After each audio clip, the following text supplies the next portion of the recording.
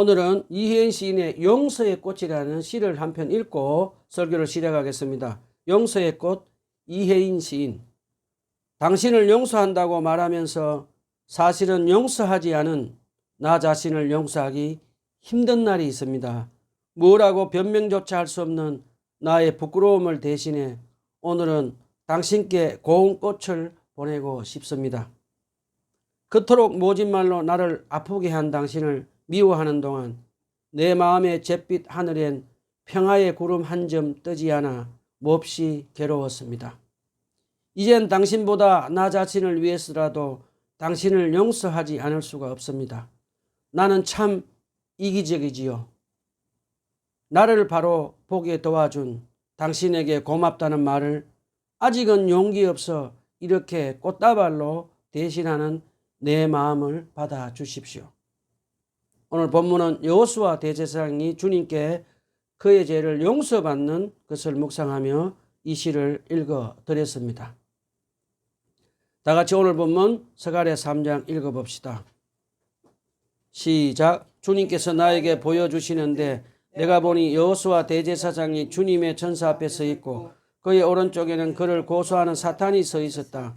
주님께서 사탄에게 말씀하셨다. 사탄아, 나 주가 너를 책망한다. 예루살렘을 사랑하여 선택한 나 주가 너를 책망한다. 이 사람은 불에서 꺼낸 타다 남은 나무 토막이다. 그때 여호수아는 냄새나는 더러운 옷을 입고 전사 앞에 서 있었다. 전사가 자기 앞에 서 있는 다른 전사들에게 그 사람이 입고 있는 냄새나는 더러운 옷을 벗기라고 이르고 나서 여호수아에게 말하였다. 보아라, 내가 너의 죄를 없애준다. 이제 너에게 거룩한 예식에 입는 옷을 입힌다.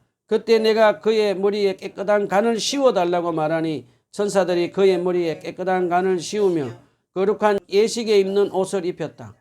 그동안 주님의 천사가 줄곧 곁에 서 있었다. 주님의 천사가 여호수아에게 경고하였다. 만군의 주님께서 이렇게 말씀하신다. 내가 내 도를 준행하며 내 율례를 지키면 내가 내 집을 다스릴 것이요 내 뜰을 지킬 것이며 여기에서 섬기는 사람들 사이에 자유로이 출입하게 될 것이다. 여호수아 대제사장은 들으라. 여기 여호수아 앞에 앉아있는 여호수아의 동료들도 함께 잘 들으라. 너희는 모두 앞으로 나타날 일의 표가 되는 사람들이다. 내가 이제 새싹이라고 부르는 나의 종을 보내겠다. 나 만군의 주가 말한다. 내가 여호수아 앞에 돌 한 개를 놓는다. 그것은 7 눈을 가진 돌이다. 나는 그 돌에 내가 이 땅의 죄를 하루 만에 없애겠다는 글을 새긴다. 나 만군의 주가 말한다. 그날이 오면 너희는 서로 자기 포도나무와 무화과나무 아래로 이웃을 초대할 것이다. 그동안 스가랴 예언자가 주님께서 보여주신 8가지 환상 중에 스가랴 1, 2장을 통해서 3가지 환상을 배웠습니다. 오늘 본문은 이제 4번째 환상입니다. 자, 그동안 하나님은 성전 건축을 16년 동안 중단한 이스라엘 백성들에게 주님께 돌아와서 먼저 주님과 친밀한 관계를 회복하라고 말씀하셨습니다. 그리고 주님은 앞으로 예루살렘을 회복하시며 스룹바벨 성전을 건축 재건하시라고 이제 영적 지도자인 여호수아 대제사장을 하늘 회의에 데려옵니다. 오늘 본문 1, 2절을 다 같이 읽어봅시다. 주님께서 나에게 보여주시는데 내가 보니 여호수아 대제사장이 주님의 천사 앞에 서 있고 그의 오른쪽에는 그를 고소하는 사탄이 서 있었다. 주님께서 사탄에게 말씀하셨다. 사탄아, 나 주가 너를 책망한다. 예루살렘을 사랑하여 선택한 나 주가 너를 책망한다. 이 사람은 불에서 꺼낸 타다 남은 나무 토막이다. 먼저 1절을 보면 하늘 법정이 열린 것을 우리는 알 수 있습니다. 하나님은 하늘 법정에서 재판이 열린 것을 스가랴 예언자에게 보여주십니다. 그곳에는 마치 판사 역할을 하는 주님의 천사가 있고 그 앞에 여호수아 대제사장이 서 있고 그 오른쪽에는 여호수아를 고소한 검사 역할을 하는 사단이 서 있습니다. 여러분, 오늘 하늘 회의가 열리는 이 장면은 저번에 우리가 욥기서를 공부할 때 사단이 의인 욥을 하나님 앞에 고소하는 장면이 떠오르기도 합니다. 사단은 우리 그리스도인들을 끊임없이 고소하고 고발해서 정죄감에 빠져서 믿음을 잃어버리게 하는 것을 가르쳐 줍니다. 자, 2절에 보면 주님은 사탄을 책망합니다. 여러분, 오늘 본문 2절에서 주님은 사탄을 향해 준엄하게 말씀하십니다. 우리는 이 대목에서 하나님은 사탄을 꾸짖을 수 있는 근의가 있는 분이심을 배울 수가 있습니다. 예루살렘을 사랑하여 선택한 나 주가 너를 책망한다 라고 하시는 말씀을 묵상해 보면 주님은 당신의 직접 선택하신 예루살렘, 즉 이스라엘을 끝까지 사랑하시고 책임지시는 분이심을 우리가 배울 수가 있습니다. 주님은 여호수아를 가르쳐서 불에서 꺼낸 타다남은 막대기라고 부르십니다. 이 짧은 구절 속에 우리를 향한 하나님의 주권과 뜨거운 사랑이 가득 담겨 있는 것을 볼 수 있습니다. 자, 70년 포로 생활에 모진 훈련단을 받고 돌아온 여호수아 대제사장 모습이 얼마나 초라했으면 이렇게 표현하셨을까요? 저는 이 대목에서 어린 시절 시골 고향집 아궁이가 떠오릅니다. 저희 모친께서 정성스레 음식을 만드실 때 불이 잘 붙도록 사용하시던 새카맣게 타버린 막대기가 떠오릅니다. 불을 피울 때 사용하던 그 막대기는 요리가 끝난 뒤에 보면 시커멓게 타버려 목재로도 사용할 수 없는 그저 초라하고 볼품없는 막대기에 불과했습니다. 여러분, 지금 불에서 꺼낸 타다 남은 그 초라한 막대기가 여호수아입니다. 그리고 고난을 겪은 이스라엘이었으며 어쩌면 코로나와 고물가에 시달리고 있는 오늘날 우리의 모습일지도 모르겠습니다. 자, 우리 계속해서 본문을 알아보도록 합시다. 3절로 5절에 보면 여호수아 대제사장이 더러운 옷을 입고 주님의 천사 앞에 서 있고 그 천사가 여호수아 대제사장의 죄를 용서하고 깨끗한 예복을 입히고 머리에 간을 씌워줍니다. 3절로 5절 다 같이 한번 읽어봅시다. 그때 내가 그의 머리에 깨끗한 간을 씌워달라고 말하니 천사들이 그의 머리에 깨끗한 관을 씌우며 거룩한 예식에 입는 옷을 입혔다. 그동안 주님의 천사가 줄곧 곁에 서 있었다. 3절에 보면 여호수아 대제사장이 냄새나는 더러운 옷을 입고 주님의 천사 앞에 서 있는 것을 보여줍니다. 여호수아 대제사장은 왜 냄새나는 더러운 옷을 입고 서 있었을까요? 한번 생각해 봅시다.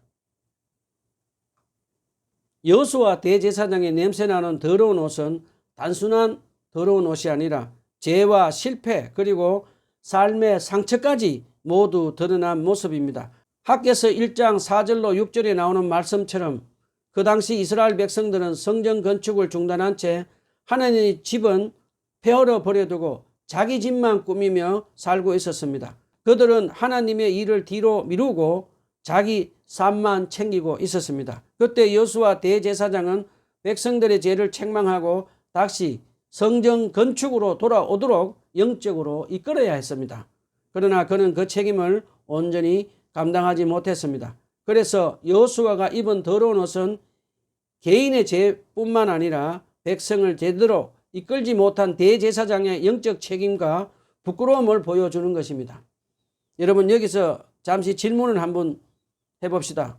성전 건축이 16년이나 중단이 되었습니다. 백성들은 가난했고 11조도 끊겼습니다. 그렇다면 대제사장 여호수아는 어떻게 생계를 유지했을까요? 스가랴 주석의 근위자 마크보다는 여호수아의 더러운 옷을 단순히 도덕적인 죄로만 보지 않았습니다. 그 옷은 16년 동안 성전 없는 땅에서 새 속의 먼지를 뒤집어 쓰고 가족을 먹여 살리기 위해 노동하며 살아온 생존의 흔적이었습니다. 포로에서 귀환한 제사장들은 화려한 성소에 머무는 귀족이 아니라 황폐한 땅을 일구는 개척자였습니다. 거룩한 의복을 입을 염두도 내지 못한 채 거친 일을 하며 이방의 척박한 환경에 그대로 노출되어 있었던 것입니다. 그리고 에스라 10장 18절을 보면 심지어 여호수아의 아들이 이방 여인과 결혼하여 비난받는 장면도 나옵니다. 여호수아 대제사장은 가장으로서 또 제사장으로서 영적 책임을 다하지 못한 정죄감과 가정을 지키기 위해 타협해야 했던 비참한 현실이 그 더러운 옷에 묻어 있었던 것입니다. 사탄은 바로 그 초라한 노동의 흔적을 놓치지 않았습니다. 사탄은 냄새나는 더러운 옷을 입은 여호수아 대제사장에게 이렇게 말합니다. 내가 무슨 대제사장이냐? 내 자식들을 봐라. 내 옷꼴을 봐라 하며 비웃고 정죄했습니다. 여호수아는 그 사탄의 고소와 비난으로 정죄감에 눌려서 살았습니다. 자, 그런데 놀라운 반전이 일어납니다. 본문 4절을 보십시오. 주님의 천사가 곁에 선 자들에게 명령합니다. 그 더러운 옷을 벗기라고, 그리고 여호수아에게 선포합니다. 보아라, 내가 너의 죄를 없애주겠다. 이제 너에게 거룩한 예복을 입힌다 라고 말합니다. 여러분, 여호수아는 지금 스스로 옷을 갈아입은 것이 아닙니다. 자신의 힘으로 죄의 짐을 벗은 것도 아닙니다. 주님의 천사가 직접 그의 더러운 죄의 수치와 생존의 흔적을 벗기시고 하늘의 거룩한 예복을 입혀주셨습니다. 우리 여기서 중요한 질문을 한번 해봅시다. 도대체 이 천사가 누구이기에 감히 죄를 사한다고 선포하는 것일까요? 성경 번역마다 조금 차이가 있습니다. 개역 성경은 여호와께서라고 번역하기도 하고, 새 번역과 킹 제임스, ESV 영어 성경은 천사라고 번역합니다. 구약에서 여호와의 사자는, 또 새 번역에서는 주님의 천사는 하나님과 구별되면서도 동일한 권위를 가지는 경우가 많이 있습니다. 이에 대해 달라스 신학교의 저명한 학자 메릴 은거는 스가랴 3장을 하늘의 법정 드라마로 묘사하며 이렇게 말합니다. 여기서 제사함을 선포하는 천사는 단순한 피조물이 아니라 장차 우리를 위해 오실 메시아 성육신 전에 예수 그리스도이시다. 많은 학자들도 이에 동의합니다. 하나님만이 하실 수 있는 제사함을 주님의 천사가 선포합니다. 이것은 곧 그 천사가 단순한 피조물이 아니라 장차 오실 예수 그리스도의 사역을 보여주고 있다는 증거입니다. 자, 이어서 5절을 보면 스가랴 선지자가 한 걸음 더 나아갑니다. 스가랴 예언자가 곁에서 지켜보다가 강력하여 외칩니다. 그의 머리에 깨끗한 간을 씌워 주십시오 라고 외칩니다. 그러자 주님의 천사는 그 요청대로 여호수아의 머리에 제사장의 영광스러운 간을 씌우고 대제사장의 직분을 회복시켜 주십니다. 여러분, 여호수아 대제사장을 한번 생각해 봅시다. 그는 하늘 법정에서 그저 한마디 말도 하지 않고 침묵하며 가만히 서 있을 뿐이었습니다. 옷을 벗기는 분도, 죄를 사하시는 분도, 새 옷과 간을 씌워주시는 분도 모두 우리 주님이십니다. 저와 여러분이 구원받은 것은 전적인 우리 주 예수 그리스도의 은혜임을 잊지 맙시다. 제가 한 장을 짧게 한번 해보겠습니다. 하나님의 은혜로 장학금을 받고 미국과 영국에서 신학 공부를 한 저는 갑자기 제 아내의 질병으로 인해 제 삶의 경로가 바뀌게 되었습니다. 저는 세 아이들 3살, 6살, 9살 아내의 생계를 책임지기 위해 정등 교회 사역을 내려놓고 세상 속으로 뛰어들었습니다. 평일에는 입주 청소 한 3년 동안 하고 또 다른 일들을 계속 했습니다. 주말이면 가족과 함께 시간을 보내며 가정 예배를 드리며 삶을 이어갔습니다. 그런데 제가 자비량으로 가정교회를 하고 있는 동안에 계속해서 사탄은 끊임없이 제 마음속에 이렇게 속삭였습니다. 교회에서 목회하지 않고 세상에서 돈을 벌면서 사는 내가 무슨 목사냐?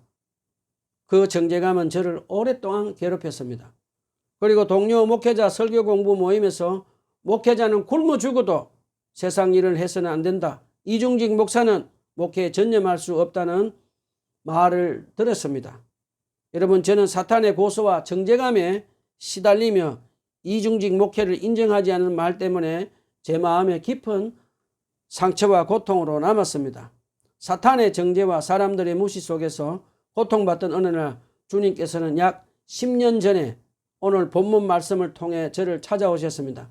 주님은 마치 여호수아 대제사장처럼 제 안의 모든 정죄감을 씻어 주셨고 이중직 목회, 자비랑 사역 또한 하나님께서 허락하신 귀한 사역임을 깨닫게 하셨습니다.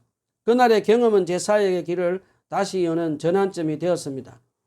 오늘 모든 고난이 지나 지금 저는 하나님의 은혜 안에서 풍성한 열매를 맺고 있습니다. 작은 교회와 유튜브 설교를 통해 하나님 나라 복음을 전하고 있으며 초신자들이 주님께 돌아오는 소중한 열매를 맺고 또 여동생들이 예수님을 믿고 교회에 다니고 있습니다. 제 큰딸은 하나님 은혜로 장학금을 받고 4년제 간호학 공부를 마치고 내일 이제 영광스러운 졸업을 맞이했습니다. 하나님께 모든 영광 올려드립니다. 제 둘째 아들은 현재 군복무 중이며 저희 뒤를 이어서 자비랑 목회를 준비하고 있습니다. 막내딸은 언니 뒤를 이어 간호사의 길을 꿈꾸며 믿음 안에서 자라가고 있습니다. 제 아내도 가정과 교회에서 음식과 기도로 섬기며 봉사하고 있습니다. 자, 이 모든 것은 오직 주님의 은혜입니다. 사랑하는 여러분, 사탄은 저를 무너뜨렸지만 주님은 저를 용서하시고 다시 세우셨습니다. 저와 여러분은 사탄의 정죄하는 말을 듣지 말고 사랑하는 주님의 음성을 듣고 다시 일어섭시다. 자, 우리 다시 본문으로 돌아갑시다. 주님은 여호수아 대제사장의 죄를 용서하시고 직분을 회복시켜 주신 후에 그에게 권면의 말씀을 주십니다. 본문 6절로 7절 다 같이 읽어봅시다. 6절로 7절입니다. 내가 내 도를 준행하면 내 율례를 지키면 내가 내 집을 다스릴 것이요 내 뜰을 지킬 것이며 내 앞에서 섬기는 자들 사이를 자유롭게 출입하게 할 것이다. 여러분, 여기서 주님께서 하시는 중요한 순서가 있습니다. 먼저 주님은 은혜로 죄를 용서하시고 여호수아 대제사장 직분을 회복시킨 후에 무엇을 하라고 하십니까? 그 다음에 주님 뜻에 순종하며 살라고 말씀하십니다.